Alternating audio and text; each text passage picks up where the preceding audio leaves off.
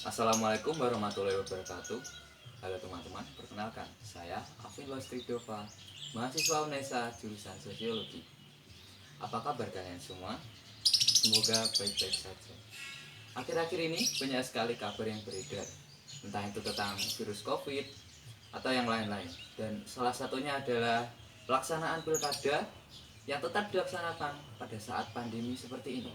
Hal ini tentu saja menarik perhatian dari masyarakat, di mana sudah tentu yang namanya pandemi, kita harus menghindari kontak langsung dengan orang lain agar penularan virus tidak meningkat. Bicara tentang pilkada, apa sih pilkada itu? Pilkada adalah singkatan dari pemilihan kepala daerah. Lebih tepatnya, jika yang kita bicarakan tentang pilkada ini adalah bupati atau wali kota, yang biasanya diselenggarakan serentak di seluruh wilayah Indonesia. Namun, dengan kondisi pandemi seperti ini, biasanya beberapa wilayah tidak melaksanakannya. Namun, tetap saja ada beberapa wilayah juga yang melaksanakan pilkada tersebut. Salah satunya adalah Kabupaten Ngawi. Namun, Kabupaten Ngawi sendiri juga hanya memiliki satu pasangan calon, yaitu Oni Anwar dan Dwi Rianto Jatmiko atau biasa dipanggil Oke. Jadi mereka hanya menghadapi kursi kosong pada saat pilkada ini. Menghadapi kursi kosong maksudnya ialah tidak memiliki saingan pasangan calon yang lain, sehingga membuat mereka otomatis terpilih menjadi seorang kepala daerah dan wakilnya.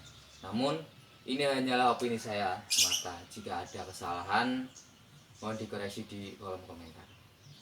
Berbicara mengenai pasangan calon, tentu saja diwarnai dengan kampanye.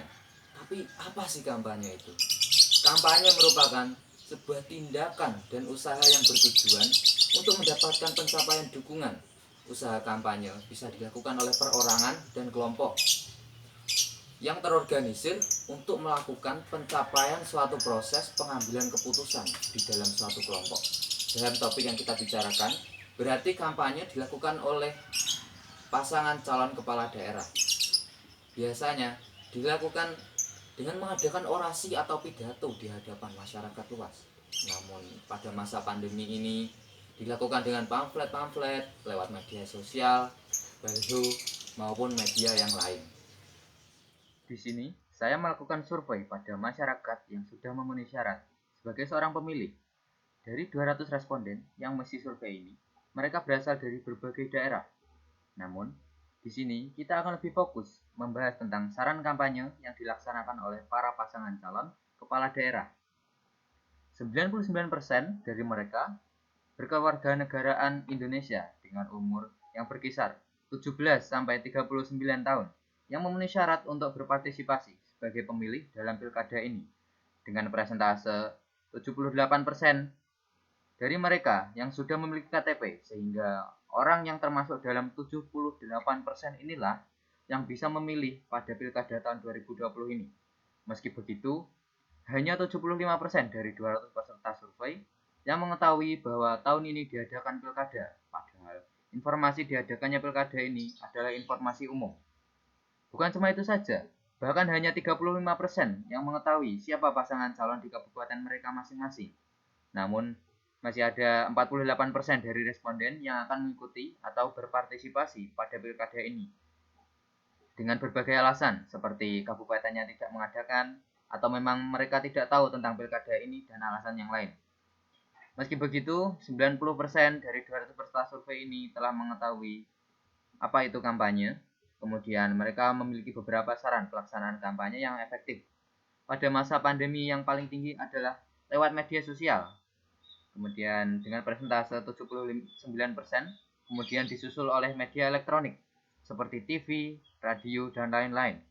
Yang selanjutnya adalah media diskusi online seperti webinar, dan kemudian ada pertanyaan tentang bentuk kampanye seperti apa yang disukai oleh masyarakat sekitar mereka dengan jawaban yang berbeda-beda pula, seperti langsung turun ke masyarakat, kemudian mendengarkan keluhan dari masyarakat, dan kemudian ada pemberian bantuan dari pasangan calon.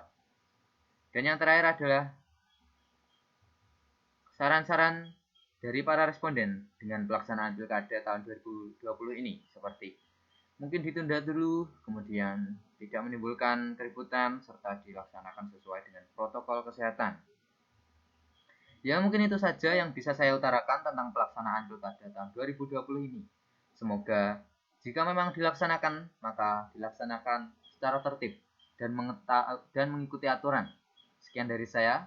Jika ada kesalahan, saya mohon maaf. Selamat pagi. Wassalamualaikum warahmatullahi wabarakatuh.